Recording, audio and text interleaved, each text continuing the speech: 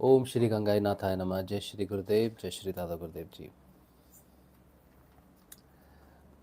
आप सभी का बहुत बहुत स्वागत है आज के सत्संग में। और जो नए हैं पहली बार देख रहे होंगे आज सत्संग, आपकी जानकारी के लिए मैं बता दूं कि मेरा नाम राज शिव है और मैं एक स्पिरिचुअल कंसल्टेंट हूँ, गुरु नहीं हूँ, साधक हूँ। और मैं पिछले 6 वर्षों से लगभग सत्संग कर रहा हूँ और मेरे जो सत्संग का विषय रहता है वो आत्म जागृति से संबंधित रहता है। अब आत्म जागृति से संबंधित रहता है तो बिना गुरु के आत्म जागृति हो नहीं सकती। तो जो मुख्य विषय मेरा रहता है, जो केंद्र बिंदु रहता है, जितने भी सत्संग मैंने आज तक किए हैं उन सब का केंद्र बिंदु केवल गुरु रहा है। इसके सिवाय कोई दूसरा टॉपिक मैंने आज तक नहीं लिया कभी भी। अलग अलग चीज़ों पर मैंने सत्संग किया ज़रूर है, लेकिन केंद्र में एक ही पकड़ के चलता हूँ। वो जैसे एक बंदर होता है, उसकी रस्सी जो होती है वो मदारी के हाथ में होती है और मदारी उस बंदर को थोड़ी सी अगर ढील देता है, वो जहाँ तक जा सकता है वहीं तक जा सकता है बेचारा, है ना। तो उसका एक खूंटा है, उससे बंधा हुआ है। उसके आजू बाजू जितनी भी कलाबाजियाँ खाएगा, जितनी भी बाजीगरी करेगा, वो उस रस्सी के साथ ही बंधा रहेगा। तो मेरी जो रस्सी है वो गुरु है, केंद्र मेरा गुरु है। तो आज गुरु पूर्णिमा है। आप सभी को बहुत बहुत हार्दिक शुभकामनाएं आज के इस अति पावन शुभ पर्व की, गुरु पूर्णिमा की। और ये पूरे वर्ष का सबसे महत्वपूर्ण दिन होता है। बहुत सारे त्यौहार आते हैं, जन्माष्टमी, रामनवमी आता है और बहुत सारे आते हैं त्यौहार, भगवान के जन्म आते हैं, शिवरात्रि, जन्माष्टमी, वो सब आता है। लेकिन फिर भी मनुष्य के लिए अगर सबसे महत्वपूर्ण कुछ है, कोई दिन है मनुष्य के लिए ना, तो वो है गुरु पूर्णिमा। गुरु पूर्णिमा मनुष्य के लिए इसलिए बहुत महत्वपूर्ण है क्योंकि मनुष्य जो जीवन लेता है, उस मनुष्य जीवन का जो लक्ष्य है वो है आत्म चेतना को प्राप्त करना और मनुष्य जीवन को सफल करना। पढ़ाई लिखाई करना है, एक सफल भौतिक जीवन होना चाहिए सभी का। लेकिन ऐसे बहुत सारे जीवन होते हैं जो भौतिक रूप से सफल नहीं होते, स्वस्थ नहीं होते। उनका भी लक्ष्य वही है जो स्वस्थ और प्रगति कर रहे जीवन का है। तो मनुष्य जितने भी हों इस संसार में, जैसे कितने सारे तो देश हैं और कितने सारे धर्म हैं, कितने मनुष्य हैं, पुरुष हैं, स्त्री हैं, किन्नर हैं, बहुत सारे हैं। लेकिन सबका अगर मोटिव देखें, लक्ष्य देखें उनके जीवन का, तो केवल और केवल और केवल आत्म चेतना ही उनका लक्ष्य है। ऐसा उनको पता नहीं है, लेकिन ऐसा हर मनुष्य को नहीं मालूम होता कि उसका लक्ष्य क्या है मनुष्य जीवन का। वो जी रहे हैं बस। यही तो अंधकार है और यही अंधकार तब मिटता है जब वो सच्चा गुरु आपके जीवन में आता है और वो घटना आपके जीवन में घटती है जिससे पता चलता है कि मनुष्य जीवन का लक्ष्य तो आत्मचेतना था। अब आप सोचो कि इतने सारे लोग हैं, उनमें से कितने लोगों के जीवन में पूर्ण समर्थ सद्गुरुदेव आते होंगे और ये बताते होंगे कि भाई ये लक्ष्य है तुम्हारा। हम पैदा होते हैं, माता पिता हमें बताते हैं बेटा बड़े होके ऐसा बनना है, वैसा बनना है, ये करना है, वो करना है। बहुत सारी शिक्षाएं मिलती हैं, स्कूल में मिलती है, कॉलेज में मिलती है, दोस्तों से मिलती हैं, दुनिया से मिलती है, ज़िंदगी खुद हमें सिखाती है। लेकिन एकमात्र गुरु ही है। और गुरु, लोग मानते हैं मेरे माता पिता ही मेरे गुरु हैं, बहुत कट्टर होते हैं, माता पिता ही मेरे गुरु हैं, हमें और कोई गुरु की तलाश नहीं है, यही मेरा गुरु है, वही मेरा गुरु, बहुत कट्टर होते हैं। और पूरे नालायक ऐसे लोग, जहाँ कट्टरवाद आ जाता है वहाँ बुद्धि काम करना बंद कर देती है। तो जिसकी बुद्धि काम नहीं कर रही वो तो नालायक ही हुआ ना। अगर माँ बाप को भी कट्टर मानकर अटक गए हो तो भी वापिस ही आना पड़ेगा। दूसरे माँ बाप के माध्यम से फिर से जीवन में आना पड़ेगा। माँ बाप जन्म देते हैं और जन्म के साथ मृत्यु भी देते हैं, लेकिन गुरु जो जन्म देता है उसके साथ मृत्यु नहीं देता। गुरु से जो जन्म होता है वो मुक्ति देता है। माता पिता से मिलने वाला जन्म मुक्ति नहीं देता। इसीलिए तो कहा जाता है द्विज हो जाता है मनुष्य, गुरु से मिलने के बाद द्विज हो जाता है, दूसरा जन्म होता है। तो फिर दूसरे जन्म की आवश्यकता क्यों थी? जब पहले ही माता पिता ने जन्म दे दिया है तो फिर दूसरे जन्म की आवश्यकता ही क्यों है जो गुरु दे आके? तो ये जो बात मैं आपको बता रहा हूँ ये पता नहीं होती सबको, क्योंकि वो कट्टर हैं, पहुँचेंगे नहीं यहाँ तक। और ऐसा इसलिए होता है कि हमारे जो कर्म हैं वो जब भगवान को प्रसन्न कर लेते हैं, इसलिए नहीं कि हमने भगवान की पूजा की है, बहुत सारे यज्ञ अनुष्ठान किए हैं, बहुत लोगों की सेवा की है, बहुत दान धर्म किया है, अपने देश की रक्षा की है, समाज की रक्षा की है, शिक्षा दी है, इसलिए नहीं भगवान प्रसन्न होते। ये तो मनुष्य का कर्तव्य है, जिम्मेदारी है। इसमें खुश होने वाली या ये पूछने वाली बात नहीं है कि क्या मेरी सेवा से आप खुश हो। ये तो तुम्हारा कर्तव्य है, मनुष्य का कर्तव्य है अच्छे होना, सतोगुणी होना हमारा कर्तव्य है। भगवान प्रसन्न होते हैं उस व्यक्ति से जो जीवन को जैसा है वैसे वहन करता है और सदैव स्वयं के प्रति सच्चा रहता है, स्वयं को जो धोखा नहीं देता, उसे भगवान की प्रसन्नता प्राप्त होती है। और जिससे भगवान वाकई में प्रसन्न होते हैं उसे वरदान नहीं देते जिसे वरदान दे देते हैं उनसे प्रसन्न नहीं होते भगवान, मजबूर होते हैं कि कुछ तो देना ही है, अब क्या करेंगे। जिससे प्रसन्न हो जाते हैं उस पर जोर जबरदस्ती करते हैं, हट करते हैं कि अब मैं चाहता हूँ कि तू मेरे जैसा हो जाए, अब मैं तुझसे अलग नहीं रह सकता। तो भगवान उसे अपने जैसा बनाते हैं। तो अपने जैसा तभी बना सकते हैं जब वो भी आत्मा से पर आत्मा हो जाए, पर हो जाए। तो श्री कृष्ण भगवान गीता में कहते हैं कि मनुष्य पर है, लेकिन वो कर्ता भर्ता अनुमंता भोक्ता के चक्कर में पड़ा रहता है, लेकिन वो मुख्य रूप से पर है, परमात्मा है। तो ये बात ईश्वर को मालूम है, हमें मालूम नहीं है। जब ईश्वर प्रसन्न होते हैं तो वो पर को जागृत कर देता है और वो परात्मा है। और उसको जागृत करने के लिए केवल एकमात्र गुरु ही है जो उसे ये कार्य दिया गया है। गुरु के रूप में ही ईश्वर ये कार्य करता है, स्वयं के रूप में नहीं करता। शिव के रूप में नहीं करेगा, कृष्ण के रूप में नहीं करेगा, भगवती के रूप में नहीं करेगा, किसी के रूप में नहीं करेगा। कोई उसका ऐसा स्वरूप नहीं है जो आत्मा को चेतन करे, केवल गुरु का ही स्वरूप है। और गुरु का स्वरूप कैसा होता है? वो मनुष्य का होता है गुरु मनुष्य होता है। और फिर यहाँ अंधकार ये फैलता है कि लोग सोचते हैं कि गुरु तो शरीर है, वो तो मर गया, मेरा गुरु तो दीक्षा दे के ही मर गया, अब मैं क्या करूँगा। अब ये भी अंधकार है कि वो गुरु को शरीर मानते हैं। गुरु मनुष्य जरूर होता है और मनुष्य का गुरु मनुष्य ही हो सकता है। अब किसी मनुष्य को गुरु बनाना है तो वो चढ़ जाए हिमालय पर, शिव जी को कहे आप मेरे गुरु बन जाओ, कलयुग में संभव नहीं है। जो धरती पर वास करेगा, सबके सामने रहेगा, जैसे तुम हो वैसा रहेगा, वो आपका गुरु हो सकता है। जो आपके लेवल से अलग हट गया, कॉन्शियसनेस से अलग हट गया, आपके कॉन्शियसनेस लेवल पे नहीं है, नीचे तक नहीं है, वो नहीं हो सकता। तो मनुष्य का गुरु मनुष्य ही हो सकता है, शिव नहीं हो सकता, कृष्ण नहीं हो सकते।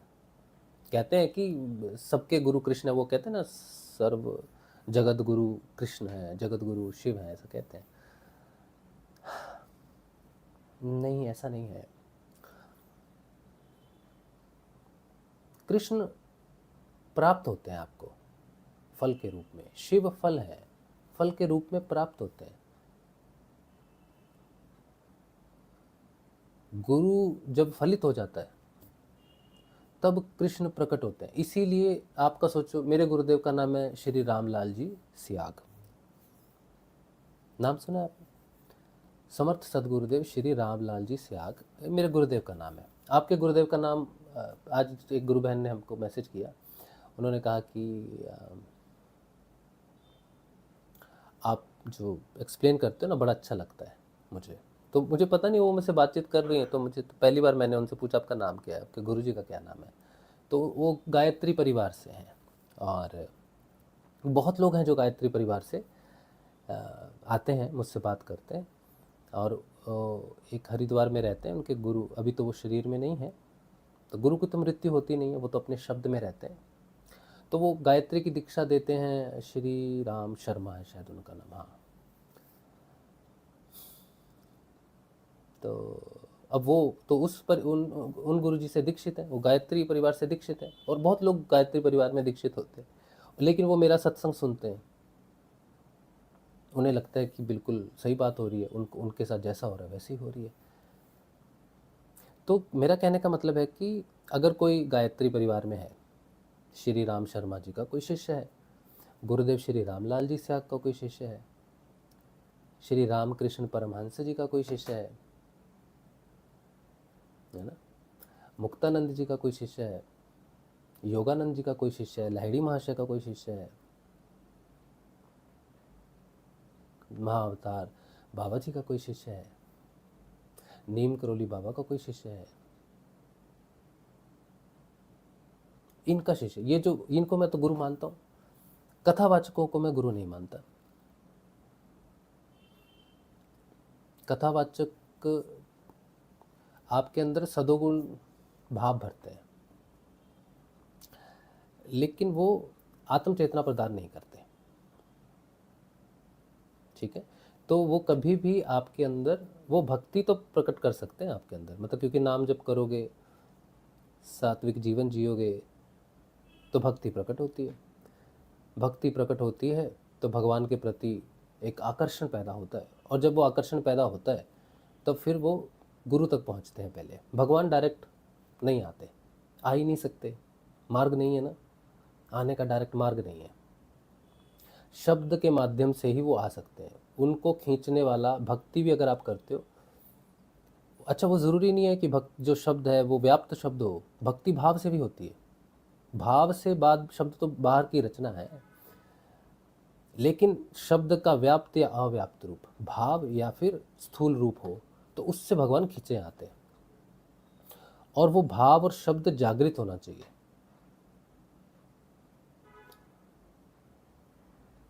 जब वो भाव जागृत हो जाता है, उस भाव को चेतना प्रदान करने वाला, जागृति प्रदान करने वाला जो गुरु होता है, वो चेतन होना चाहिए। अगर कोई कथावाचक भी है, लेकिन अगर वो चेतन है तो ही काम हो सकता है। अगर वो चेतन नहीं है स्वयं, तो आपको कुछ समय के बाद वहाँ से हट जाना पड़ेगा। आपको अच्छा लगेगा सुनने में, लेकिन फिर एक ऐसा समय आएगा जब आपके चेतन होने का समय आ जाएगा, फिर आप वहाँ नहीं रुक पाओगे, फिर आपको वहाँ जाना पड़ेगा जहाँ चेतना आपको प्राप्त हो सके। तो वहाँ से मार्ग जरूर मिल सकता है आपको उस गुरु तक पहुँचने का, जहाँ पर आपका भाव फलित हो जाए, भगवान के रूप में फलित हो जाए। तो ये जो जगत गुरु होते हैं, कृष्ण होते हैं, भगवती काली हो सकती है, जिसको भी आप मानते हो, जो भी पूर्ण रूप में स्थापित है, शिव है, वो फल है, फल है, फलित होते हैं ये। तो वो जो शब्द आपने जपा, किसी भी गुरु के माध्यम से जपा, जब वो फलित हो जाएगा तब प्राप्ति होगी उनकी, उससे पहले नहीं होती। वही बात है ना कि गुरु के शब्द के माध्यम से भी फलित हो जाते हैं और भाव के माध्यम से भी फलित हो जाते हैं, लेकिन मार्ग एक ही है। चेतन से ही चेतन हो सकता है व्यक्ति। आपका गुरु जहां से आपको भाव मिला है वो चेतन होना चाहिए, उसका भाव चेतन होना चाहिए। और चेतन गुरु का ही भाव चेतन हो सकता है। बाकी बहुत रसीले हो सकते हैं गुरु, बहुत आनंददायक हो सकते हैं सुनने में, उनमें खुद में बड़ी शक्तियां हो सकती हैं, लेकिन चेतना एक अलग चीज़ है।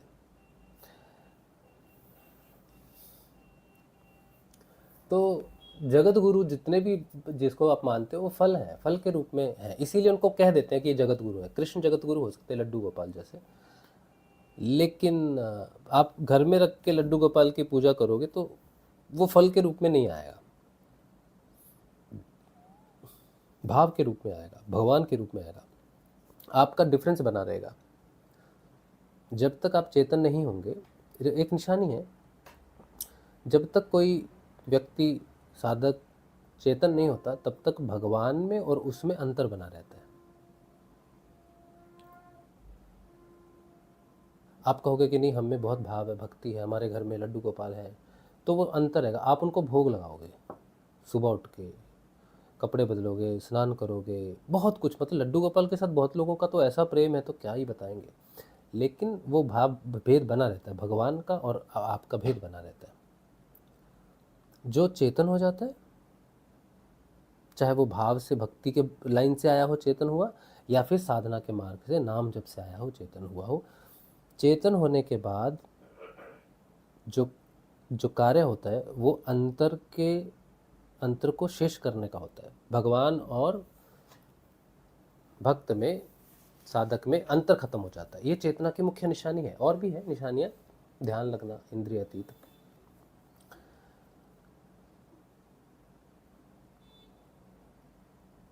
और जब अंतर खत्म हो जाता है भगवान और भक्त में, साधक में, जब अंतर खत्म हो जाता है, फिर उसका प्रेम दुनिया के सामने नहीं आना चाहिए। अगर आप जानते हो कि वो महान भक्त है और ये भगवान है, ये कितने अच्छे भक्त हैं, कितने अच्छे संत हैं, तो अभी तक उनका भेद खत्म नहीं हुआ।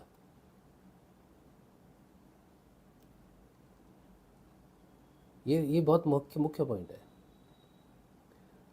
जिसका भेद भगवान के साथ खत्म हो जाए, उसका संबंध दुनिया के सामने नहीं आना चाहिए। अगर आ गया तो दुनिया उसको या तो ताने दे दे के मार देगी, या तो लिटरली उसके घर को जला देगी, तोड़ देगी, बहिष्कार कर देगी, जेल में डाल देगी। जेल में नहीं डालेगी ना, जहर दे देगी।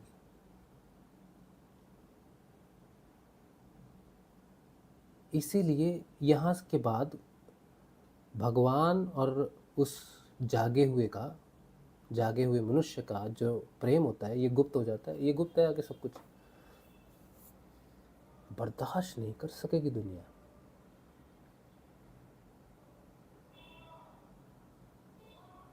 भगवान और भक्त के बीच के बंधन बहुत अच्छे लगेंगे। जय जयकार ही जय जयकार है। महान भक्त है, मूर्तियां बन जाएंगी, आपके नाम से चौराहे बन जाएंगे, आश्रम बन जाएंगे, लाखों करोड़ों के लोगों के भोजन आपके नाम से चलेंगे, जहाँ सब जगह सनातन धर्म का प्रचार हो रहा है, ये है वो सब होगा, लेकिन दुनिया के सामने रहेगा आपका प्रेम। ये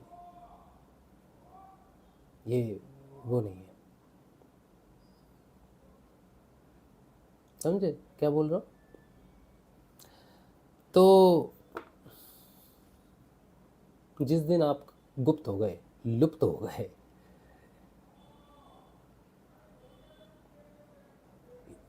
भगवान को जितना ढूंढना लोगों के लिए मुश्किल है, आपको भी ढूंढना उतना ही मुश्किल हो जाएगा। या ये कहिए, आपके संबंध भगवान के साथ कैसे हैं, कहीं लिख नहीं सकते आप उसे।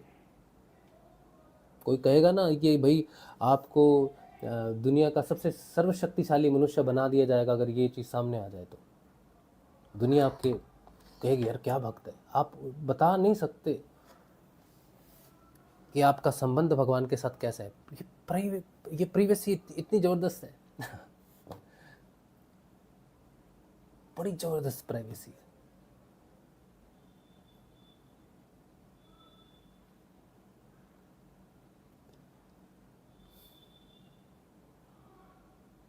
हमने तो बनाए दुश्मन।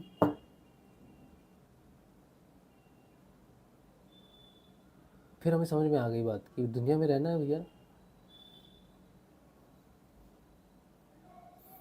तो छुप के रहना पड़ेगा। तो मैं छुपा हुआ हूँ। छुपा हुआ मतलब वैसे तो नहीं छुपा हुआ हूँ लेकिन हमारा जो संबंध है हमारे गुरु के साथ, हमारे उस फलित हुए गुरु के साथ, वो गुप्त है। एक मिनट, हमारे मोहल्ले में नीचे में बहुत शोर मच रहा है, कुछ तूफान आया लगता है। क्या तूफान आया? एक मिनट, ये लाइव चल रहा है ना, तो अच्छा चलिए। जब तक आज हमारा विषय, कुछ चिल्ला रहे हैं, कुछ विदुर आया होगा शायद, कोई बता रहा है, 1 मिनट।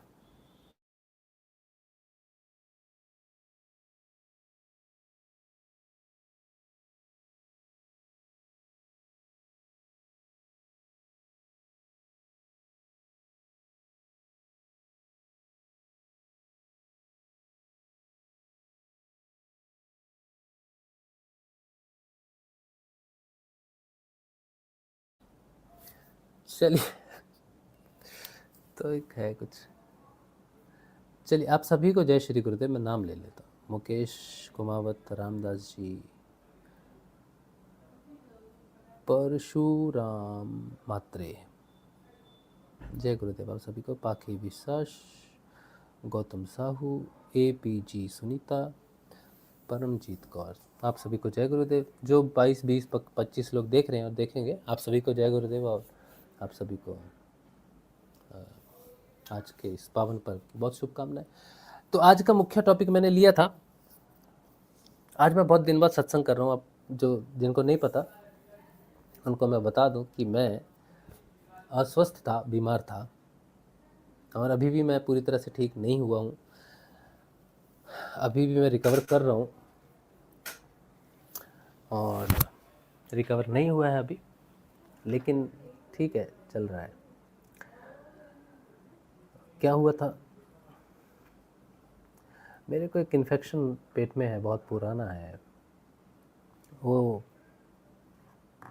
उभर जाता है। और इस बार ये जो होता है, बहुत सारी ऐसी कुछ योगी क्रियाएं होती हैं। और क्या है कि चेतना के नीचे के जो स्तर हैं, वहाँ पर जब चेतना जाती है, प्रकाश तो होना है ना नीचे सब जगह, लेकिन नीचे घुस तो जाते हैं, चले तो जाते हैं, फिर आना ऊपर, वहाँ प्रकाश करना, वहाँ से उठना बड़ा मुश्किल हो जाता है। जैसे कोई युद्ध करता है और युद्ध में जाएगा, मार भी खाएगा थोड़ी सी, थोड़ा घायल भी होगा, फिर वो जो ज़ख्म हो जाते हैं, फिर जो घायल हो जाते हैं, वो जो शरीर जो ज़ख्मी हो जाता है, फिर उसको रिकवर करने में समय लगता है ना, बस वही है। तो मैं अभी लेकिन चेतना के उस स्तर पर वापस आया नहीं हूँ, अभी नीचे ही है चेतना। अभी ऊपर उठी उतनी नहीं उठी है, थोड़ी बहुत हुई होगी, लेकिन अभी नहीं, उतना नहीं हुआ है। ठीक है। अच्छा, तो आज का टॉपिक पता नहीं क्या है हमारा, क्या था टॉपिक आज का? 1 मिनट, मैं देख लेता हूँ। मैंने तो ये टॉपिक बनवाया इससे, AI से, तो मैंने कहा क्या बनाएंगे टॉपिक। तो टॉपिक दिया उसने मुझे, ये वाला टॉपिक है, दिखा रहा हूँ।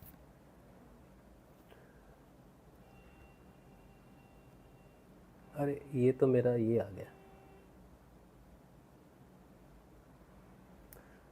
ये दान दक्षिणा के लिए है, अभी नया शुरू कर दिया है। अच्छा, ये है टॉपिक हमारा। अगर गुरु एक है तो धर्म इतने अलग क्यों है?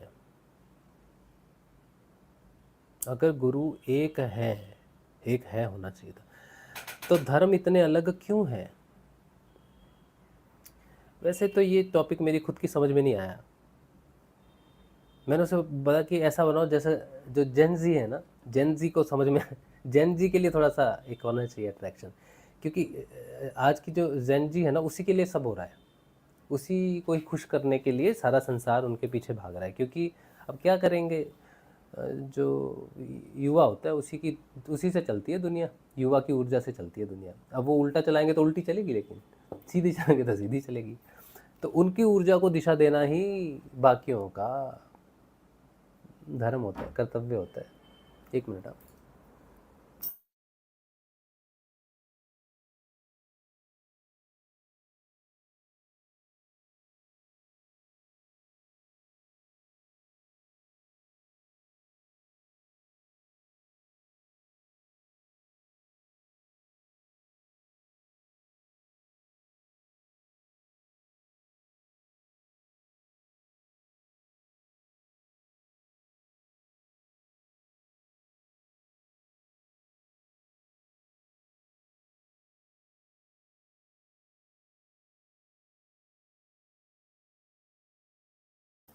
हाँ चलिए, तो शोर शराबा जो हुआ घर में, मतलब पड़ोस में, मोहल्ले में, वो इसलिए कि एक बिल्ली बिल्डिंग में घुस गई।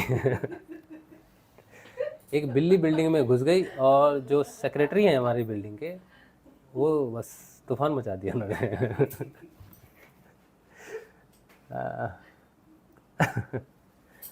तो हम बात कर रहे थे, हाँ, जेन जी के लिए बनाए जाते हैं आजकल के सारे प्रोग्राम्स। तो ये पता नहीं, एआई ने कहा ये ठीक रहेगा जेन जी के लिए। तो गुरु एक है तो धर्म इतने अलग क्यों हैं? गुरु एक ही है। एक और चीज़ मैं कहना चाहता हूँ कि बहुत सारे जीवन के लेयर हैं, हम सबसे नीचे की लेयर में रहते हैं, जिसे भौतिक लेयर कहते हैं। इसमें मेरी शक्ल अलग है, तुम्हारी शक्ल अलग है, सब अलग अलग है। लेकिन सूक्ष्म लेयर में जहाँ चले जाते हैं, प्राण लेयर में जहाँ चले जाते हैं, वहाँ भेद खत्म हो जाता है। शरीर का भेद खत्म हो जाता है, लिंग का भेद खत्म हो जाता है, आइडेंटिटी का भेद खत्म हो जाता है। वो प्राण में जगत है। ठीक है। गर्भ में प्रवेश करने से पहले जो लेयर है, वहां पर यूनिटी है।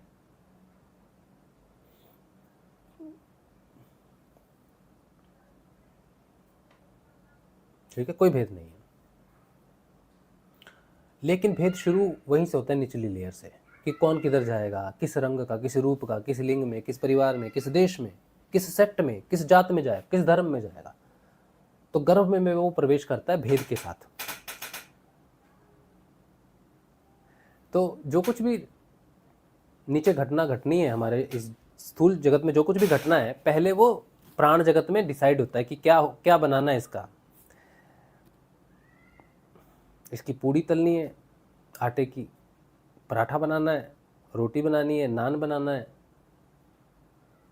क्या करना है इस आटे का, ये डिसाइड होता है वहाँ पर।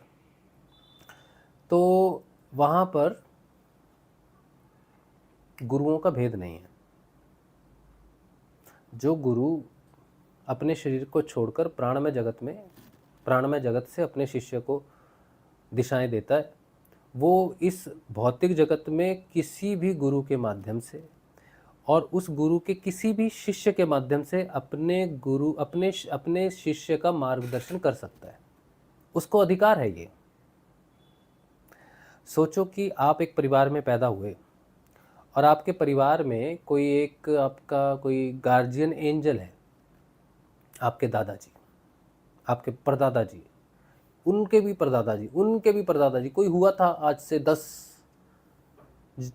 पीढ़ी पहले, कोई ऐसा पैदा हुआ आपके घर में जो चेतन हो गया और वो गार्जियन एंजल बन जाता है अपने परिवार का मार्गदर्शन करता है। तो उस परिवार के लोगों को एक सपोर्ट, एक प्रोटेक्शन, एक दिशा हमेशा गुप्त रूप से मिलती रहती है। लेकिन वो जो गार्जियन एंजल है, वो तो प्राण में जगत तक ही आपकी हेल्प कर सकता है, भौतिक जगत में नहीं आ सकता। आएगा तो फंस जाएगा, समय में फंस जाएगा। बड़ी मुश्किल से तो वो निकला है, तो वो नहीं आएगा, प्रकाश के रूप में रहेगा। अब वो क्या करेगा, वो उसको पता है कि नीचे भौतिक जगत में कौन किधर से मेरे इस परिवार के सदस्य को मार्गदर्शन दे सकता है। तो वो वहां से मैनिपुलेट कर सकता है इधर, कि आपको किसी तरह से वहां ले जाए जहां से आपको वो मार्गदर्शन मिलेगा। तो जितने गुरु हैं, जो समर्थ हैं, जो अपने शिष्य को चेतन करने की क्षमता रखते हैं, वो नीचे इस पृथ्वी पर किसी दूसरे चेतन गुरु का भेद नहीं करते, धर्म का भेद नहीं करते, जाति का भेद नहीं करते, देश का भेद नहीं करते। बस वो अपने अनुयायी को, अपने शिष्य को, अपने सच्चे भक्त को वहां ले जाते हैं, वहां दिशा दे देते हैं जहां पर उनको आत्म चेतना की तरफ मार्ग मिलेगा। ये प्राण जगत में होता है, हो रहा है।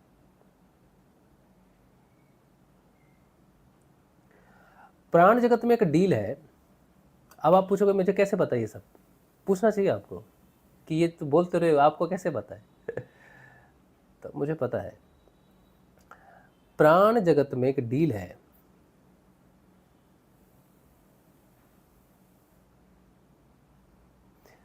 डील ये है कि आज से 300 साल पहले कोई गुरु आए, उन्होंने अपनी एक सेक्ट, अपना एक लीनियज उनके माध्यम से चल पड़ा। जैसे स्वामी नारायण जी का चल पड़ा, श्री रामकृष्ण परमहंस का चल पड़ा, विवेकानंद जी का चल पड़ा, महाअवतार बाबा जी का चल पड़ा, लाहिड़ी महाशय का चल पड़ा, इस तरह से रामलाल जी स्याग का चल रहा है, श्री राम शर्मा जी का गायत्री परिवार का चल रहा है, लीनियज है।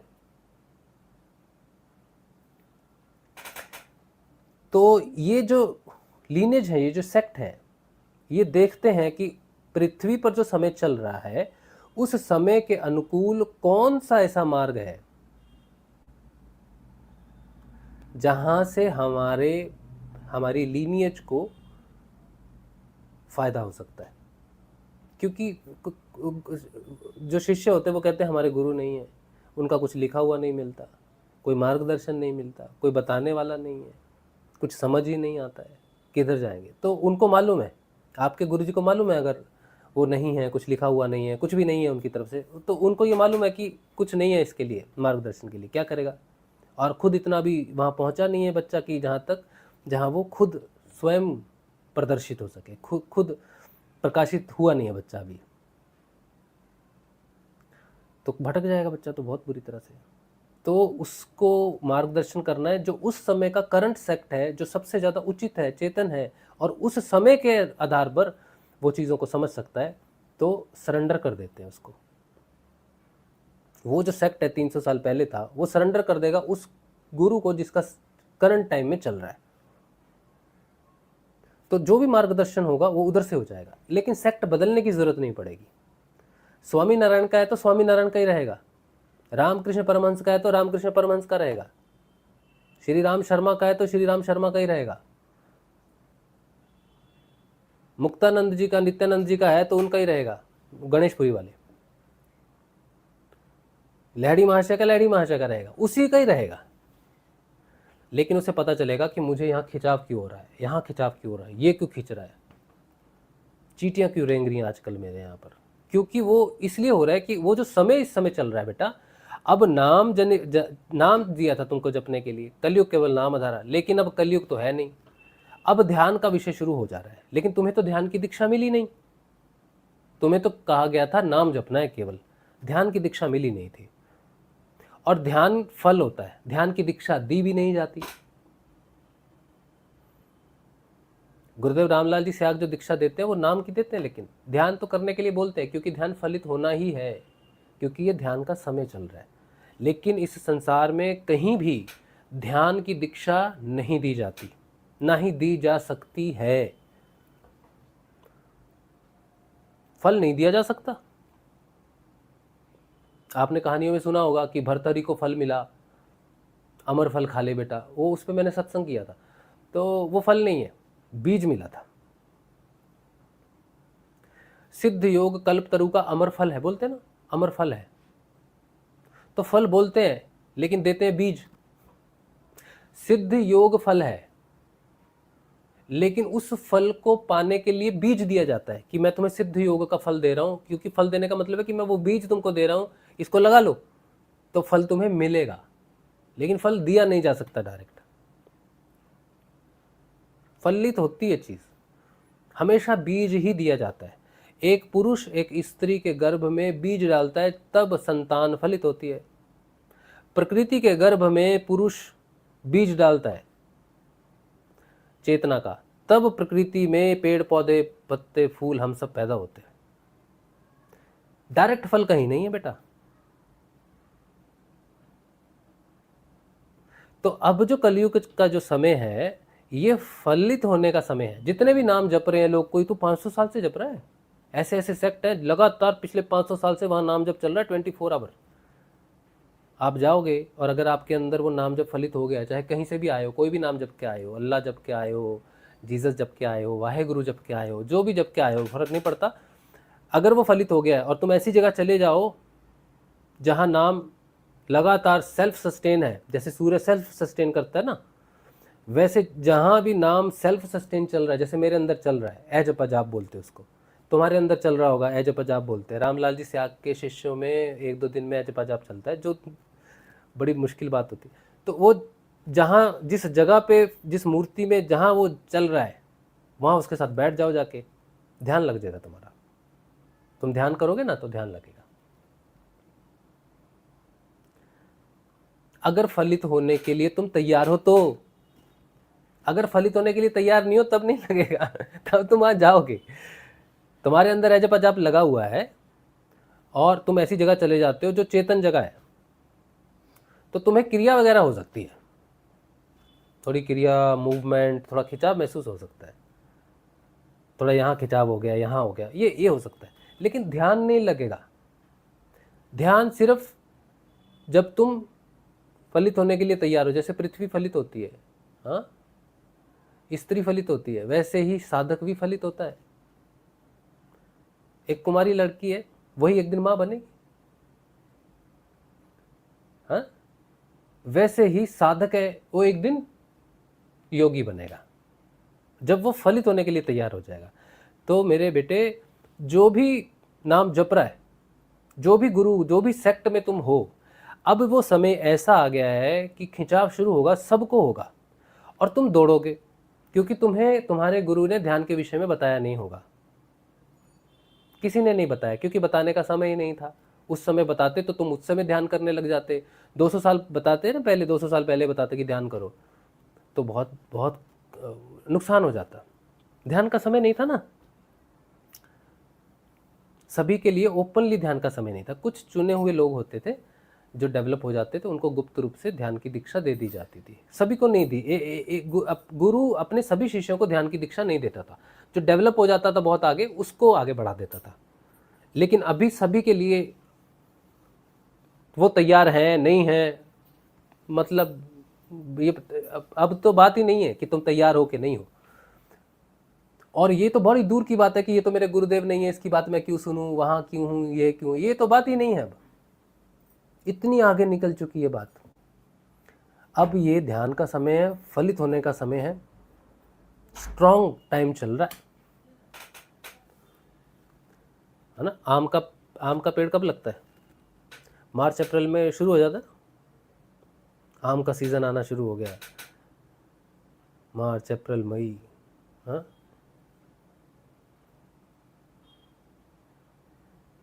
तो सीजन आ गया, ध्यान का सीजन आ गया है। अब क्या करोगे? अब खिंचाव होगा ही होगा। और इनको पता नहीं है बच्चों को कि ध्यान हो गया, क्यों खिंचाव हो रहा है, क्यों हो रहा है, क्यों हो रहा है, क्यों हो रहा है। ध्यान हो, खिंचाव हो रहा है क्योंकि तुम्हें अब अंदर प्रवेश करना है। ये आज्ञा चक्र है, ये अंदर जाने का रास्ता है। यहाँ पर खिंचाव होगा तो फिर अंदर जाने के लिए आप तड़पोगे, और जो गुरु हैं आपके वही पहुंचा देंगे आपको। अगर वो खिंचाव दे सकते हैं,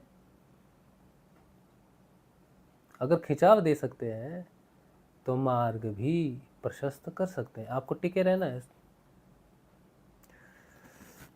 तो गुरु एक ही होता है, और उस गुरु का नाम है जो एक ही है, वो है आत्मा। नहीं तो भेद खत्म नहीं हो सकता। प्राण जगत में ही भेद खत्म हो गया। देखो, भेद सारे शरीर नीचे स्थूल जगत में रहते हैं, प्राण जगत दूसरा है, वहीं सारे भेद खत्म हो जाते हैं। सारे गुरु जो होते हैं प्राण जगत में, वो सभी गुरुओं का सब चीज यूज कर सकते हैं वहां कोई पर्सनल प्रॉपर्टी, प्राण जगत में पर्सनल प्रॉपर्टी रहती नहीं कि ये मेरा है वो तेरा है, नहीं। जो गुरु सच्चा होगा, वो स्थूल जगत में जो उस समय चल रहा है, सच्चा गुरु जिस तरह से मिलेगा, उसके पास अपने आप फॉरवर्ड कर देगा उसको, लो जी मेरे वाले को संभालो। श्री माँ को जानते हो? श्री अरविंदो के साथ श्री माँ, श्री माँ ने एक बार अपने बच्चों से, अपने साधकों से, अपने शिष्यों से कहा था कि मैंने तुम सबको सरेंडर कर दिया है उस परम शक्ति को जो अब आगे का काम संभालेगी। ये उनकी भाषा है जो मैं बोल रहा हूँ। मुझे इसलिए मालूम है कि मैं सत्संग करता हूँ और मुझे बहुत लोग मिलते हैं जो अलग अलग सेक्ट से आते हैं, अलग अलग धाराओं से आते हैं, और उनको वही हो रहा है जो मुझे हो रहा है या आपको हो रहा है, जो खिंचाव महसूस होते हैं, जो परिवर्तन होते हैं, लेकिन उनको मेरे से सहायता मिल जाती है। मैं उन्हें कहता हूँ कि मैं तुम्हारे गुरु को नहीं जानता, मैं तुम्हारी पद्धति को नहीं जानता, लेकिन मुझे पता है कि उनके साथ क्या हो रहा है और उनको कैसे आगे बढ़ना है। तो जैसा मैं अपने किसी गुरु भाई को बोल सकता हूँ कि ये हो रहा है, वैसे ही मैं किसी को भी, संसार में कोई भी व्यक्ति ध्यान कर रहा है उसको मैं बोल सकता हूँ। तो मेरे में आया हुआ परिवर्तन सारे सेक्ट, जितने भी संसार के सेक्ट हैं, सबके लिए काम आ सकता है। चाहे वो मुस्लिम सेक्ट हो, चाहे ईसाई सेक्ट हो, चाहे जैन सेक्ट हो, चाहे बौद्ध हो, कोई भी सेक्ट हो, मेरा अनुभव सभी के लिए एक जैसा आ सकता है। क्यों? क्योंकि ये जो अनुभव है ये प्राण जगत से परिवर्तन जो करते हैं हम में, वहाँ तक, वहाँ के हैं, तो वहाँ भेद ही नहीं है। भेद में इस भेद को तोड़ने के लिए बड़ा समय लगता है। जब शुरू शुरू में जब भेद खत्म होते हैं तो बहुत सारी ऐसी घटनाएं घटती हैं। एक दिन मैं बैठा तो अल्लाह का जाप करने लग गया, और बड़ा ओम से, ओम का जाप था, ओम। ओम जैसे बीज मंत्र है, अल्लाह भी बीज मंत्र है, अल्लाह भी बीज मंत्र है। और बात मुझे ये समझ में आई, मुझे ये लगता था कि जो अल्लाह अल्लाह करते हैं वो मुस्लिम करते हैं। मैं सोचता था अल्लाह हिंदू, ओम हिंदुओं से जुड़ा हुआ है और अल्लाह मुस्लिमों से जुड़ा हुआ है। बाद में मुझे पता चला कि मुस्लिम तो कहीं है ही नहीं। ओम से मुझे पता चला कि हिंदू तो कहीं है ही नहीं, कोई नहीं है वहां पर, कोई मुल्ला नहीं है जो बांग दे रहा हो वहां बैठकर, है ही नहीं। और इधर कोई पंडित जी नहीं है जो आरती कर रहे हो, घंटी बजा रहे हो, कोई नहीं मिला उधर।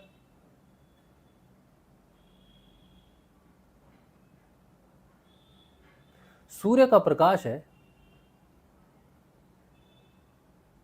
जितना वो मुल्ले को दे रहा है उतना ही पंडित को दे रहा है।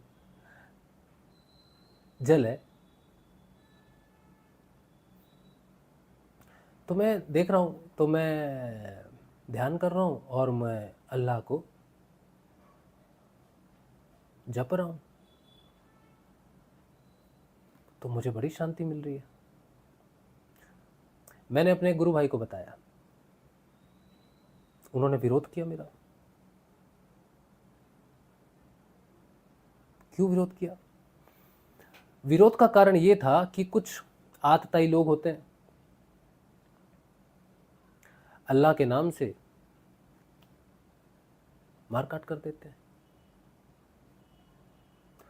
तो बदनाम हो गया बेचारा। अल्लाह बचा रहे कहना चाहिए, अब जो बदनाम हो जाए वो बेचारा ही हुआ ना।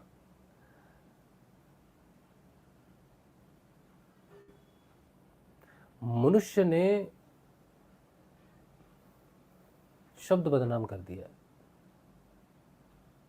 इतनी नीचे है। और दूसरे लोग ये मानते हैं कि ये तो भाई हमारा धर्म नहीं है, ये तो ऐसे लोग हैं, वैसे लोग हैं। लेकिन कितने ही मुस्लिम हैं जो हमें फ़ोन करते हैं और कहते हैं कि हम ध्यान करते हैं गुरुदेव रामलाल जी सियाग का। अब क्या कहोगे उनको तुम? वो मुस्लिम पैदा हुआ, क्या उसका क्या है? तुम हिंदू पैदा होगे तो इसमें तुम्हारा क्या है?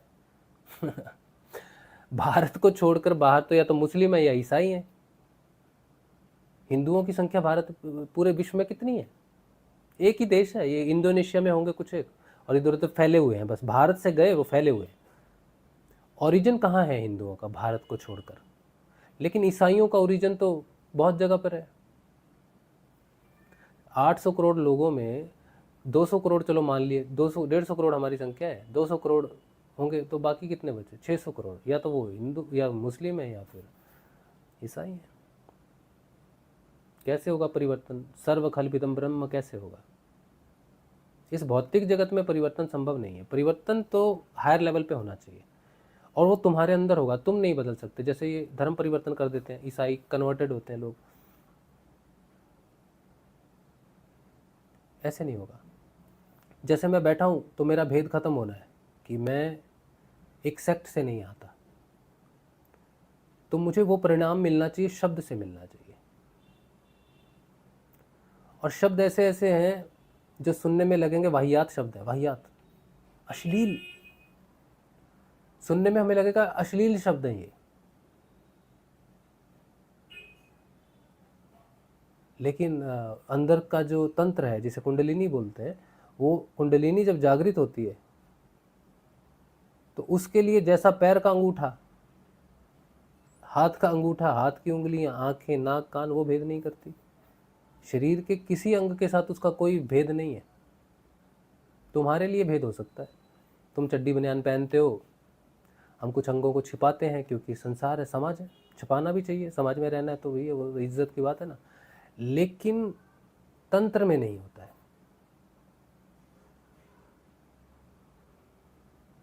तंत्र में गोबर और गुड़ एक ही है।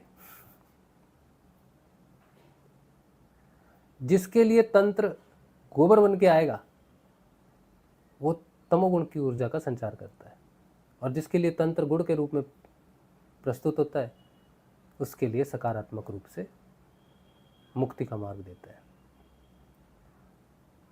दोनों ही एक ही चीज से बनते हैं। जो खाना तुम खाओगे वही गोबर बनेगा जाके, लेकिन आपको क्या मिला ये डिपेंड करता है तंत्र पर और आपकी दिशा पर। तो अगर आप भेद करके तंत्र साधना में, कुंडलिनी साधना में आओगे, भेद रहेगा ना आपके अंदर, तो आपको गुड़ नहीं मिलेगा बेटे। चाहे आपके लिए गुड़ रखा हुआ है, दिया नहीं जाएगा।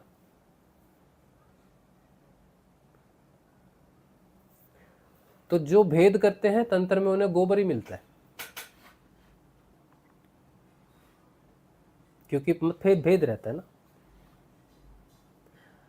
तो पहले तंत्र साधना में, कुंडलिनी साधना तंत्र साधना है, सिद्धयोग साधना में कुंडलिनी जागृत होती है, तो इसमें पहले कुंडलिनी भेद खत्म करती है। बहुत सारे शब्दों का उच्चारण होता है, बहुत सारे मंत्रों का उच्चारण होता है, लेकिन वो मंत्र फिर आप ध्यान से बाहर नहीं ला सकते कि मुझे ये मंत्र का उच्चारण हुआ तो मैं यही बैठ जाऊं जपने। नहीं हो सकता ऐसा बेटा। जो ध्यान में तुम्हारा जपा जो सहज रूप से आ रहा है, आने दो, बहने दो, हो गया काम, खत्म काम, उठ के नॉर्मल आ जाओ। नाम जपो तो गुरु का जपो। तो जब तंत्र साधना में आएंगे, हृदय तक पहुंच जाओगे ना, तो यहां से फिर शुरू होगा कुछ, फिर कंठ पे पहुंचोगे, फिर जब और ऊपर खींचोगे फिर तो ऐसे ऐसे शब्द आएंगे तुमने सुने भी नहीं, तुम समझ भी नहीं सकते, तुम बोलना भी नहीं चाहते। सरेंडर बड़ा मुश्किल होता है। हम बोल तो देते हैं सरेंडर है, लेकिन जब सरेंडर होता है तब मुश्किल पैदा होती है। जहां मुश्किल आ गई समझो कि हम सरेंडर के लिए तैयार नहीं है। साधक जिस पथ पर चलता है वो मृत्यु का पथ है। मरा हुआ व्यक्ति झूठ नहीं बोल सकता, मरा हुआ व्यक्ति को शर्म नहीं है समाज में रहना है हमें तो वो धीरे धीरे खत्म होता है। तो फिर वो प्राइवेसी हो जाती है, क्योंकि भेद खत्म हो गया है, अब दुनिया के सामने नहीं रख सकते उस चीज़ को, तो प्राइवेसी शुरू हो जाती है। तो आगे का मार्ग गुप्त हो जाता है बेटा। साधना में जो मैं आपको बता रहा हूँ, जो हम बात कर रहे हैं, जो सत्संग कर रहे हैं, जो आपके सामने है, वो एक लेवल तक ही रहेगा, और बहुत बहुत ग्राउंड लेवल है, बहुत ही ऊपर के लेवल तक है। जब आगे चला जाएगा लेवल, तो आप में से चंद कुछ छटे हुए लोग रह जाएंगे, जिनको शायद मैं बता पाऊँ, जिनसे शायद मैं बात कर पाऊँ, जिनका मेरे साथ मुझे पता चले कि हाँ प्रश्न पूछे तो या कुछ बात हो तो हो, नहीं तो कोई नहीं भी हो सकता। क्योंकि सुनने में बड़ा अजीब लगे मनुष्य बुद्धि जज करती है, जजमेंटल होती है। चेतन होने के बाद, प्राण जगत में प्रवेश करने के बाद ये जजमेंट खत्म हो जाते हैं। वो वासना रहित संसार है, वहां वासना के साथ प्रवेश नहीं किया जा सकता, किया ही नहीं जा सकता। तो फिर वो गुप्त साधना, गुप्त चीज़ें हो जाती हैं, जो फिर रिकॉर्ड भी नहीं की जाती। रिकॉर्ड भी नहीं करते, इतनी गुप्त हो जाती है। इसलिए नहीं कि बताई नहीं जा सकती, इसलिए कि सहन नहीं कर सकते, इसलिए कि बर्दाश्त नहीं कर सकते। और जो उसको सामने लाएगा उसका तो कबाड़ा कर देगी दुनिया उसको बहिष्कार कर देगी। सह नहीं सकते लोग, सत्य सहना बड़ा मुश्किल है। तो एक ही गुरु है, उस गुरु तक पहुंचने के कई सेक्ट होते हैं। जो भी गुरु आपका है उसका नाम जपो, ध्यान करो, लेकिन जहाँ भी तुम्हें लगे कि तुम्हारे प्रश्नों के जवाब मिल रहे हैं या फिर तुम्हें साधना को समझने में सहायता मिल रही है, वहाँ आपको ये करना है, सहायता करो कि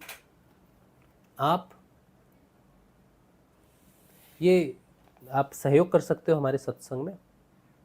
अगर आपको अच्छा लगे सत्संग, अगर आपको सहायक लगे सत्संग, तो आप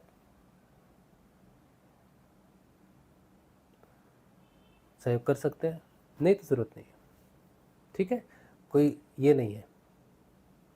चलिए, तो किसी भी सत्संग को या किसी भी चीज़ को चलाने के लिए सहयोग की ज़रूरत पड़ती है, बिना सहयोग के नहीं होता। अब कुछ प्रश्न अगर आपका कोई होगा तो ठीक है, और कुछ प्रश्न, बहुत दिनों बाद वैसे तो आज सत्संग कर रहे हैं हम, और बहुत अच्छा लग रहा है मुझे। बहुत कोशिश की कि मैं करूं, क्योंकि जब आप बहुत ऐसी जगह पर होते हैं जहां आपकी खुद की सफाई हो रही है, तो फिर एक शब्द भी नहीं बोल सकते आप। मैंने बहुत बार कोशिश की कि मैं छोटा वीडियो रिकॉर्ड कर लूं, किसी तरह से सत्संग करें, लेकिन नहीं होता है। वो ऊर्जा जो सत्संग करवाती है या फिर वो जो ऊर्जा जो हमें बुलवाती है, वो कहती है कि नहीं, बाहर नहीं जा सकते, चल रहा है ना काम, तो आप छुट्टी नहीं ले सकते। 24 आवर चलता है, कई कई दिन चलता है काम। वो ऐसा ध्यान की तरह है। तो ध्यान में बीमार हो जाते हैं, इसलिए कि ठीक रहेंगे तो घूमने जाएंगे, मनपसंद का खाना खाएंगे, मसाला खाएंगे, ये खाएंगे, वो खाएंगे, चाय पिएंगे। तो बीमार जब व्यक्ति हो जाता है तब खाना लिमिटेड हो जाता है, ब्रह्मचर्य अपने आप आ जाता है। और काम करना है, ये करना है, मैं ये करूँगा, मैं वो करूँगा। गुरु पूर्णिमा के दिन मैंने बड़ा प्लान किया था। जब आदमी के शरीर में शक्ति नहीं है, ताकत नहीं है, वो पसरा हुआ है बेड पे, मैं पसरा पड़ा हूँ पिछले 10 दिन से, और लेट लेट के मैं थक गया हूँ, लेट लेट के थक गया हूँ। क्या करूँ, कोई वीडियो खोलता हूँ, देखता हूँ दाढ़ी बनी हुई है, अभी तो दाढ़ी बना ली मैंने, तो कहता हूँ यार लोग सोचेंगे क्या हो गया राशिव को, चिंता करेंगे, परेशान होंगे। तो फ़ोन भी आए बहुत बीच में, मैंने नहीं उठाए फ़ोन, क्योंकि मेरे बात करने की शक्ति नहीं है। और फिर आदमी चिंतित होता है, पूछता है कि क्या हुआ, कैसे हुआ, दवाई ले रहे हो कि नहीं ले रहे हो। लोगों ने सहयोग भी कहा दवाई खरीद लो, दवाई खरीदी। अब तो मैं दवाई खा रहा हूँ 25 साल बाद, लगभग 25 साल बाद मैंने वो दवाई खाई जो मैंने पहले खाई थी। इतना ज़्यादा इस बार तो बीमार हो गया था मैं, और सिम्टम कंट्रोल है लेकिन पूरी तरह ठीक नहीं है। अभी बाहर नहीं जाते, कहीं भी अभी बाहर नहीं जा रहे। सत्संग भी आज हुआ है, कल होगा कि नहीं पता नहीं। तो मेरा कहने का मतलब है कि जब आपकी साधना में ध्यान लगना है लंबे समय के लिए, तो आप में वो सारे परिवर्तन स्वतः सिचुएशनल आ जाएंगे। आपको ब्रह्मचर्य करने की ज़रूरत नहीं है, आपको खाना नियंत्रित करने की ज़रूरत नहीं है, आपको अपनी एक्टिविटीज़ को छुट्टी लेके हरिद्वार जाना है, हिमालय पर जाना है, इसकी ज़रूरत नहीं है। वो तुम्हारा बिस्तर ही तुम्हारे लिए हिमालय हो जाएगा। वो तुम्हारा एक शव आसन है, लेटे हुए हो 6 घंटे, 7 घंटे, 8 घंटे लेटे हुए, तो लेटे हुए। गर्दन दर्द होगी, तुमने करवट बदल ली, इधर लेट गया, फिर इधर दर्द होगी तो इधर लेट लिया, लेकिन वही तुम्हारा आसन हो गया। अब आया जब आप तुम्हारे अंदर चल रहा है, बात तुम किसी से कर नहीं रहे क्योंकि तुमको अच्छा नहीं लग रहा बात करना, और क्योंकि तबीयत खराब होती है तो फिर ना तो भोजन है ना भूख है, और किस तरह की तबीयत खराब है, अलग अलग प्रकार की है, फ्रस्ट्रेशन, वो सब चीज़ें होती है। तो वो साधना का उच्चतम समय होता है। कोई आएगा, नज़र उतार देते हैं, धागा बांध देते हैं, प्रार्थना कर देते हैं, चढ़ावा चढ़ा देते हैं, ये दान कर देते हैं, वो ग्रह देख लेते हैं क्या ग्रह चल रहा है, ये सारी चीज़ें होती हैं। वो बड़ा चमत्कारी समय होता है साधक के लिए। इसीलिए साधक अगर बीमार हो भी जाए तो उसको नेगेटिव विचार या सोचना नहीं चाहिए कि भाई क्या होगा, जो होना है वो तो होना ही है, लेकिन वो समय आपके लिए ज़रूरी है, सफाई का समय है। सारी ऊर्जा बाहर, मैं अभी बात कर रहा हूँ तो मेरे को ऊर्जा बाहर, मेरी प्राण ऊर्जा बाहर निकल रही है, लेकिन इतने दिन मैंने बात नहीं की तो मेरी प्राण ऊर्जा केवल अंदर जा रही। मेरा गला पूरा पका, दर्द गई, कुछ नहीं है ना अंदर ना बाहर, लेकिन टच नहीं कर सकते उसको, कंठ को, अंदर ही अंदर बात नहीं कर सकते, बात, गला सूजा हुआ, क्या पता नहीं, कुछ कोई बीमारी कुछ नहीं है, लेकिन बात करेंगे आवाज़ निकल नहीं रही। अब फ़ोन उठा के किसी से बात करें, हाँ तो वो कहते तो इसका तो हालत ही ख़राब हो गई है, वो फैला देगा पूरा। तो इसीलिए फिर चुप रहे। हाँ चलिए, तो ठीक। और बीमारी जो है वो देखिए, मेरी बीमारी जो है ना, ये बहुत सारी थी, बहुत सारी तो गुरु कृपा से ठीक हो गई, बहुत बीमारियाँ गुरु कृपा से ठीक हुई। मैं बैठा हूँ, सांस ले रहा हूँ, मैं जीवित हूँ। कोई पूछ रहा था आज कि साधना से आपके जीवन में क्या परिवर्तन आया, तो मेरा आंसर ये है कि मैं जीवित हूँ।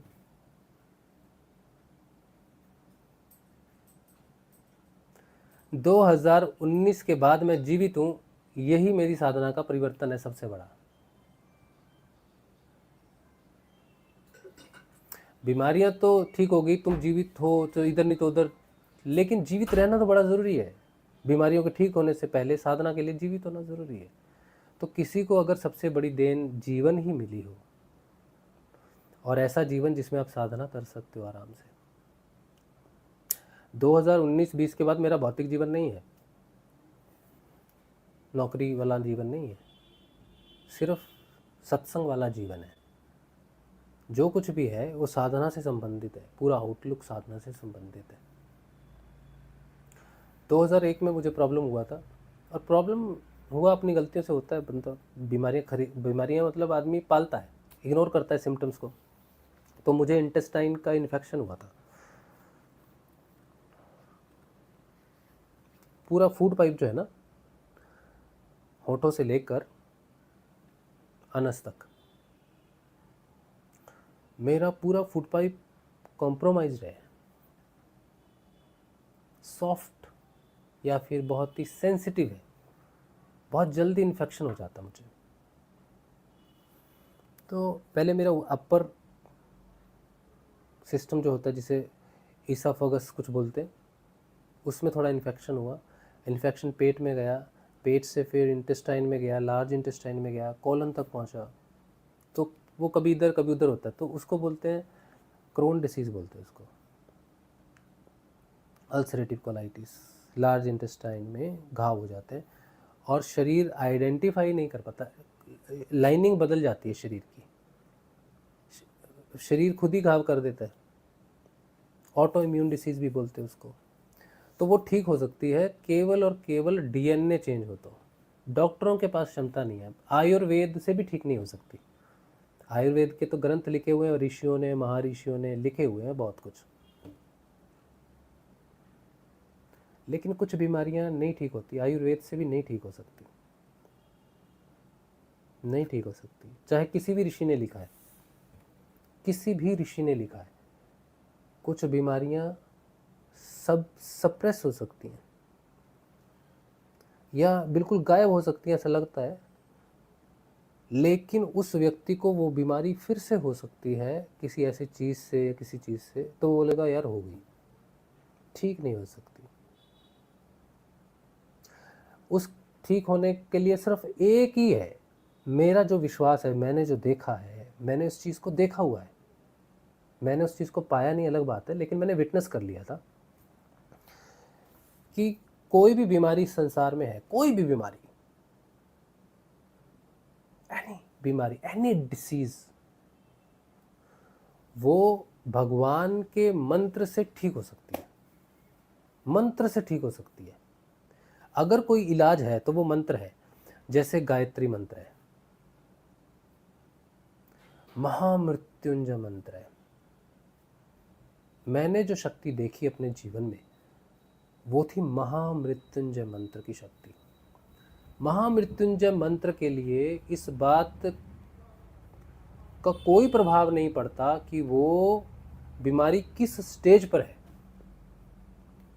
कौन व्यक्ति उससे ग्रसित है, काल उसको खाएगा नहीं खाएगा, किसी बात पर निर्भर नहीं करता। वो महामृत्युंजय मंत्र महाकाल से भी महामृत्युंजय की काट नहीं है। महामृत्युंजय को काल खा नहीं सकता। जो महामृत्युंजय या मृत्युंजय के सुरक्षा में हो वो मर नहीं सकता, बीमार नहीं हो सकता, किसी भी रोग से नहीं मर सकता, एक्सीडेंट से नहीं मर सकता, परमाणु बम से नहीं मर सकता, प्रलय हो जाए तभी नहीं मर सकता। अब आयुर्वेद तो बहुत पीछे रह जाता है इन चीज़ों में। तो मेरा ये विश्वास दृढ़ हुआ क्योंकि मैंने देखा उस शक्ति को, 3 दिन देखा मैंने अपने अंदर काम करते हुए।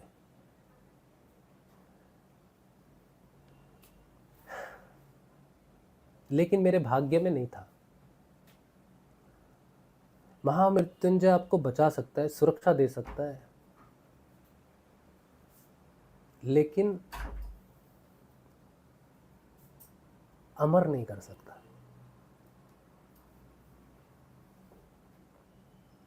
अमर नहीं कर सकता। काल से सुरक्षा कर सकता है, करोड़ों करोड़ों करोड़ों वर्षों तक रहेंगे।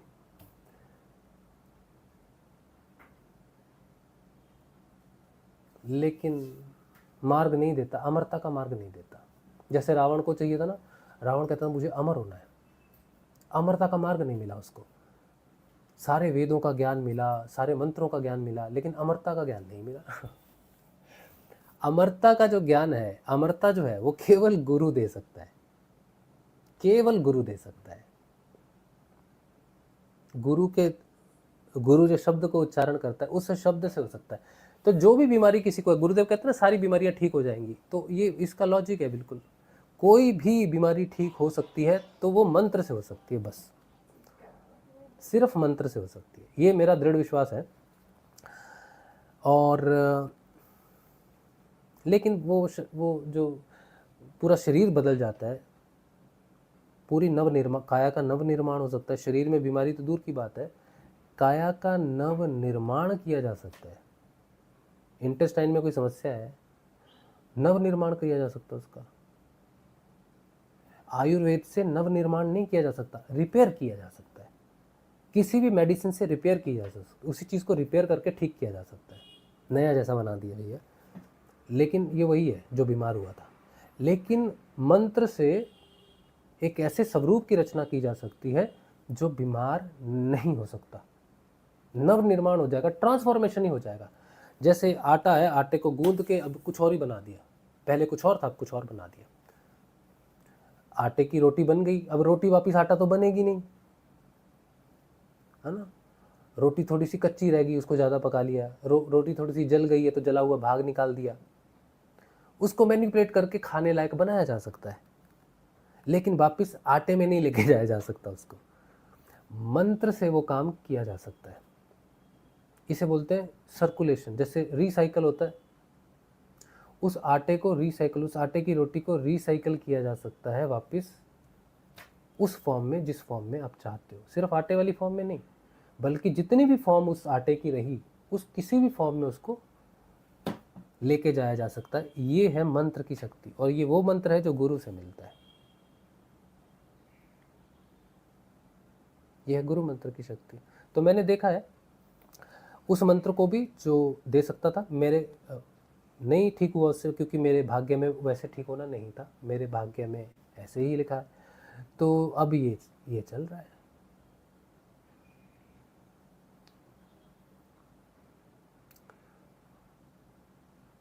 तो और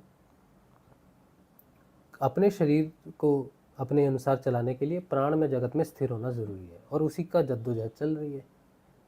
बहुत मुश्किल है, बहुत मुश्किल है। बीमारी है, जाने नहीं देती ना, बीमारी रोक लेती हैं, बहुत घना टाइम हो जाता है। चलिए वो बाद में करेंगे, ठीक है, अभी नहीं करेंगे प्राण वाली बात, जब पहुंच जाएंगे, समझ जाएंगे सही से, फिर करेंगे बात। लेकिन इतना मैं आपको बता रहा हूँ कि जो यात्रा है वो शरीर से प्राण तक जाने के लिए इस समय चल रही है, प्राण जगत में स्थिर होने के लिए। वहाँ स्थिर हो जाएंगे तो शरीर को कंट्रोल कर सकते हैं, इसको अपने अनुसार मैनिपुलेट कर सकते हैं, चला सकते हैं जैसे चाहें। फिर उसके आगे है चीज़ें बहुत, लेकिन ये पहला स्टेप है मानवता का, दिव्यता का और बीमारियों से मुक्ति का, पूर्ण मुक्ति का। लेकिन समस्या ये हो जाती है कि प्राण में जगत में रोग मुक्त व्यक्ति ही प्रवेश कर सकता है। अब जो व्यक्ति रोग मुक्त हो ही गया, उसको प्राण में जगत में जाके अब सोल्यूशन लेना था रोग का, लेकिन वो तो पहुंचेगा तब जब रोग मुक्त होगा, तो बड़ी समस्या होगी। क्या क्या ये कैसे होगा भाई? अगर पहुंच ही गए, रोग मुक्त हो ही गए, तो प्राण में जगत में जाने का लाभ क्या है? तो कुछ बीमारियां ऐसी होती जो भौतिक जगत से प्राण में जगत में जाने ही नहीं देती, क्योंकि वो रोग ठीक हो ही नहीं सकते, तो आदमी प्राण में जगत में जा नहीं सकता। तो कैसे जाएगा वहां? तो उसके लिए आता है औषधि। औषधि किसी भी बीमारी को इस तरह से ढक देती है, चाहे वो आयुर्वेद हो, एलोपैथिक है, जो भी, एलोपैथिक तो जहर ही होता है एक तरह का वैसे, लेकिन ये जो औषधि है जिसे हम कहते हैं कि आयुर्वेद है, होम्योपैथ है, जो भी आपको लगती है, थेरेपी है, कुछ भी है, वो उस बीमारी को इतना सबसाइड कर देती है, इतना ढक देती है कि आदमी प्राण में जगत में घुस जाएगा, डिस्टर्ब नहीं होगा, प्रेशर से, अंधेरे से, भय से प्रभावित नहीं होगी उसकी बीमारी, रास्ता नहीं रुकेगा, तो वो प्राण में जगत में घुस जाएगा। तो औषधि आपकी सहायता कर सकती है भौतिक जगत से प्राण में जगत में जाने के लिए, किसी चमत्कार से नहीं, बल्कि आपके शरीर को उतनी देर के लिए स्वस्थ रख के, उस डिफिकल्ट योग में प्रवेश करने के लिए, शरीर को मजबूत बनाए रखने के लिए, ताकतवर बनाए रखने के लिए, चलाए रखने के लिए आयुर्वेद या फिर औषधि की जरूरत पड़ती। सिद्ध योग में गुरुदेव कहते हैं 5 चीजें: पुराने जन्म के कर्म प्रारब्ध, जप, तप, योग और औषधि। औषधि से भी योग में परिवर्तन आता है, ऐसा पतंजलि ऋषि मानते हैं, और ये वही है। जब मैं रोग में ग्रसित हुआ बहुत, क्योंकि वो प्रयास कर रहा हूँ ना, उधर घुसने का प्रयास कर रहा हूँ, मुद्राएं कुछ ऐसी हैं, कुछ ऊर्जा मेरी ऐसी चल रही है जो उधर प्रवेश करने की कोशिश में है, लेकिन वो बीमारी ने इतना तूफान मचा दिया, इतना जागृत होकर रोक दिया कि तो घुस के दिखा, निकल के दिखा। अब हालत इतनी ख़राब हो गई कि आदमी सोचता है यार मैं क्या, किधर, शंकाएं, भय, सब कुछ क्रिएट हो जाता है। योग बेचारा देख रहा है, ये तू फंस गया कैसे, चल जाना था उधर, तू मत घबरा। फिर कोई, जब आदमी बीमार, इतना बीमार हो जाता है कि उसको मृत्यु दिखने लग जाए, या फिर वो बहुत ज़्यादा, मतलब हालत ख़राब हो जाती है बीमारी में, फिर योग नहीं याद आता। तो बीमारी अपनी चरम सीमा पर खड़ी हो जाती है, एक अंगूठे के नाखून पे खड़ी हो जाती है कि मैं जाने ही नहीं दूंगी तुझे, जाके देखा। बाकी के काम इंपॉर्टेंट होते हैं उस समय, सबसे महत्वपूर्ण समय चल रहा है जीवन का।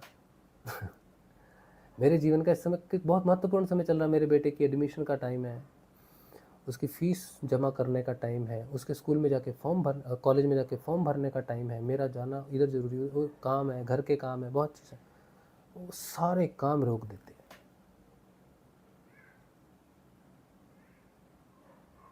महत्वपूर्ण जीवन का समय नष्ट कर देती है ऐसी परिस्थितियाँ, फिर मजबूरी होती है बहुत।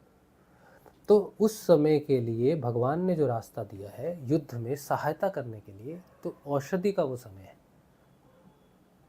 उस समय औषधि खा के उस बीमारी के साथ लड़ा जा सकता है।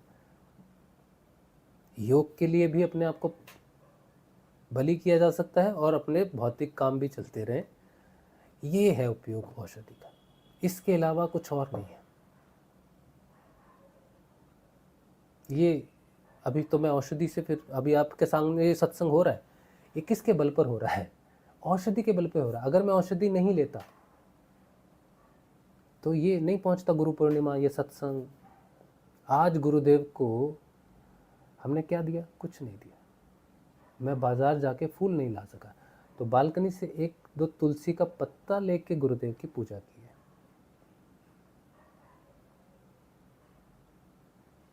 और जोधपुर जो समागम हो रहा था वहाँ कुछ हमने सहयोग भेजा कि हम तो कुछ नहीं कर सकते, लेकिन वहाँ पे तो लोग आए हैं, खाना खाएंगे, खाना खाया होगा। एक गुरु भाई ने किया, देख रहे थे हम सुबह प्रोग्राम, तो अनुष्ठान हुआ गुरुदेव का। तो बस यही कर सकते हैं कि वहाँ अनुष्ठान, और गुरुदेव भी चाहते हैं कि भाई अलग अलग एक ही जगह पे जहाँ खर्चा हो रहा है वहाँ पे लग जाए, वो भी ठीक है। लेकिन कहने का मतलब कि हम योग में स्थितियाँ आ जाती हैं ऐसी,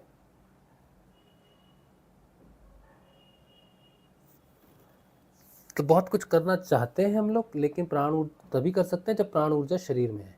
प्राण ऊर्जा ऊपर चली जाती है तो सब शांत हो जाता है, फिर कुछ नहीं होता, फिर आदमी चुप से बैठा रहता है, पड़ा रहता है चुपचाप। ठीक है, चलिए। तो मैं आई होप कि आज का जो सत्संग है इससे आपको कुछ मिला होगा, ज़रूर कुछ भी मिला होगा। क्या मिला होगा मुझे नहीं पता, लेकिन कुछ भी मिला होगा आपको। और यही हमारी आशा है कि सत्संग में हम सब कुछ ना कुछ पाएँ। अब मेरी सेहत ठीक हो रही है, और रेगुलर सत्संग हो ना हो तो बीच बीच में होगा। अभी सावित्री का भी प्रिपरेशन करते हैं, संडे को होता है, तो अभी उसका प्रिपरेशन करते हैं, तो उसको पढ़ते हैं तो मेरा सिर घूमने लगता है क्योंकि उसकी एक्सप्लेनेशन लेके चित्र बनाना, फिर मैं सो जाता हूँ कि बाद में करेंगे, लेकिन कोशिश करेंगे कि संडे को एक दो पेज पढ़ें। चलिए, तो अब आपके प्रश्न मैं क्विकली ले लेता हूँ। अगर सब क्या ये एक होना, ओ सॉरी ये नहीं, ये जय श्री गुरुदेव, जय श्री गुरुदेव। आपका कोई प्रश्न हो तो लिख लो फटाफट। है आज समय का कोई बंधन ऐसा कुछ है नहीं, लेकिन फिर भी, और इसके साथ में अगर आप कोई सहयोग करेगा तो करेगा।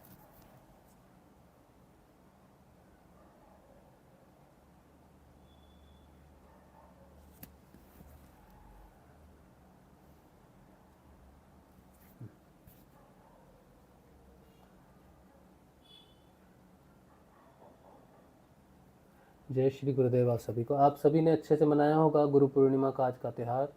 और अगर कुछ ऐसा नहीं भी कर सके विशेष रूप से तो कोई बात नहीं, गुरुदेव ने कहा है गुरु के सामने आप सद्भाव से, प्रेम से नमस्कार करो, गुरु को बस वही चाहिए और कुछ नहीं चाहिए। तो वही मैंने मैसेज भी किया था कि सद्भाव से नमस्कार करने से ही गुरु प्रसन्न हो जाते हैं।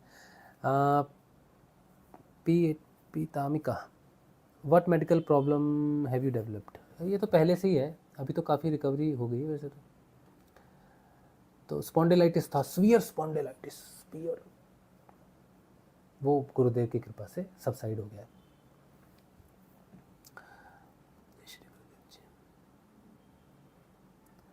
देर इज़ ए स्पॉन्डिन होम्योपैथी मेडिसिन। अब मेडिसिन बहुत सारी हैं, ऐसा नहीं कि मैंने कभी ट्राई नहीं की हैं, मेडिसिन हैं, लेकिन इस समय जिस समय हम बहुत बीमार होते हैं तो मैं वही मेडिसिन लेता हूँ जो फुल प्रूफ है कि मुझे पता है कि ये नुकसान नहीं करेगी।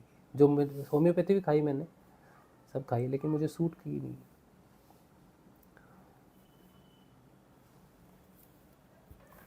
जब स्पॉन्डिलाइटिस की मुझे समस्या नहीं है, स्पॉन्डिलाइटिस के लिए मैं कोई दवाई नहीं लेता। वो तो मेरी जिस दिन मेरा पहली बार ध्यान लगा था वो अपने आप ही बहुत गायब ही हो गई बीमारी।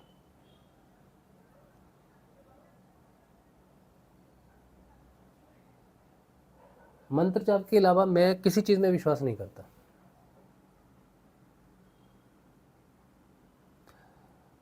मैं आपको बता नहीं सकता कि मुझे बहुत सारी ऐसे ऑफर्स आते हैं, या फिर इलाज के, या फिर कुछ भी, गुरुदेव का नाम लेके कर लो, मंत्र साथ में करते रहो।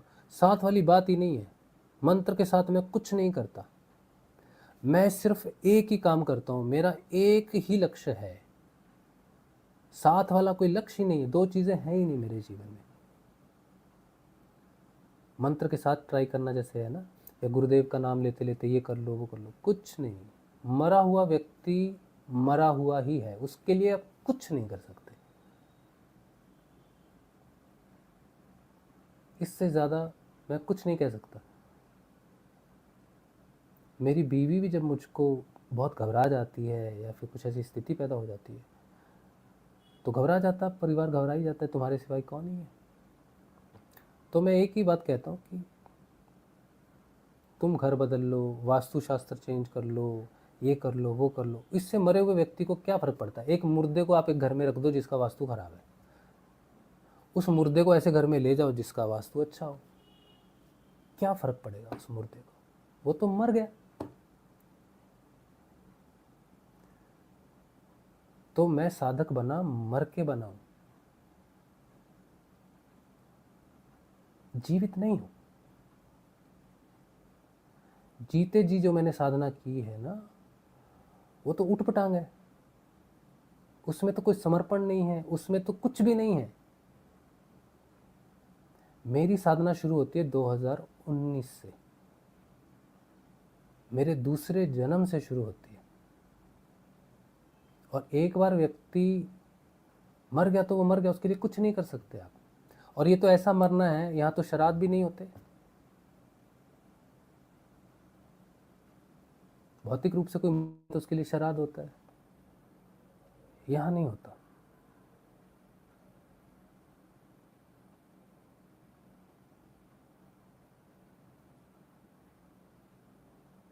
बिना मरे साधना नहीं हो सकती। जीते जी इस संसार में ना तो किसी ने साधना की है, ना किसी के बाप में दम है कि वो साधना कर सके। किसी जीवित साधक ने साधना नहीं की।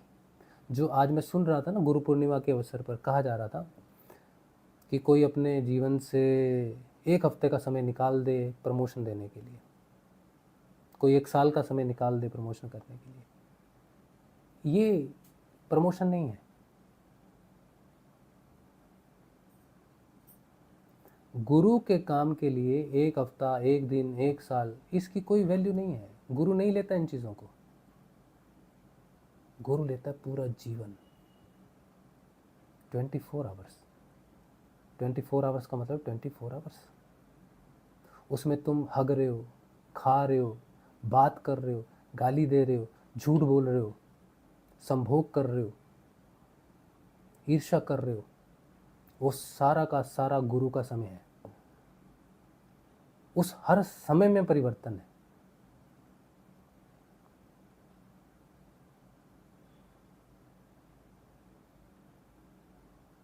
साधना का मतलब है मर जाना।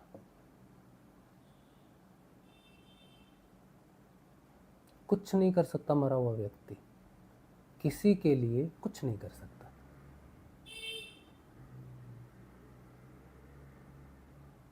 कुछ ट्राई नहीं कर सकता, कुछ नया नहीं कर सकता, कुछ करने के लिए है नहीं। जिसने मृत्यु को देख लिया हो उसके लिए कुछ नहीं फर्क पड़ता।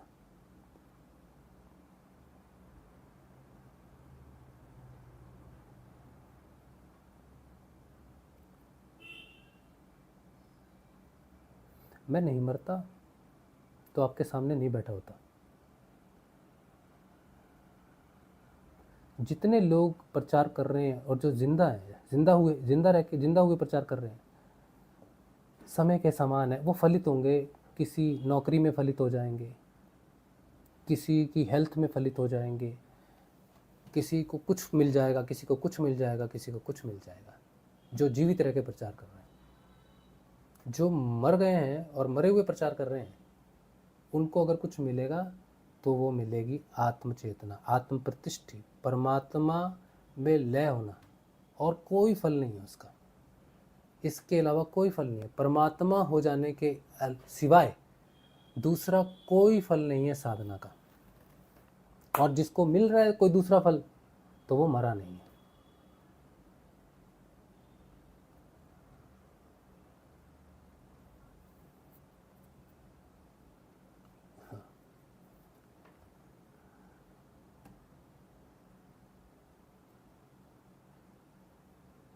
मैं जानता हूँ आप मेरे भले के लिए बोल रहे हो, मेडिसिन ले लो। ये मैंने जो लेक्चर दे दिया ना, ये आपको नहीं दिया। हाँ, आपको नहीं दिया, आप तो मेरे भले के लिए बोल रहे हो। सभी मेरे भले के लिए बोलते हैं, मेरी वाइफ तो मेरे भले के लिए बोलती है बेचारी, लेकिन उसको भी ये सुनना पड़ता है। तो मैं उसको नहीं सुना रहा हूँ, मैं अपने आप को, मैं अपने मेरे अंदर से मेरे लिए ये चीज़ें निकलती हैं। तू क्या सोच भी नहीं सकते चीज़ों को, वो सोच रहे, आप सोच रहे, क्योंकि आप मुझसे स्नेह करते हो, प्रेम करते हो, मेरे भले के लिए चाहते हो। लेकिन मैं कहीं अपने भले के चक्कर में ना पड़ जाऊं, इसीलिए मेरे अंदर ये शक्ति जागृत होती है जो मुझे कहती है कि मरे हुए के लिए कोई फ़ायदा होगा नहीं, इसलिए तो करना नहीं। तो ये जितना भी लेक्चर है ना, ये मेरे लिए ही है, मेरे उस हिस्से के लिए है जो अभी भी अपने आप को जीवित मानता है, उसके लिए है। ये किसी आपके लिए नहीं दिया मैंने, किसी के लिए नहीं दिया। ठीक है, चलो।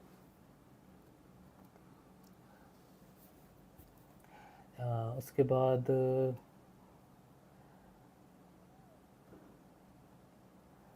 अच्छा चलो ठीक है।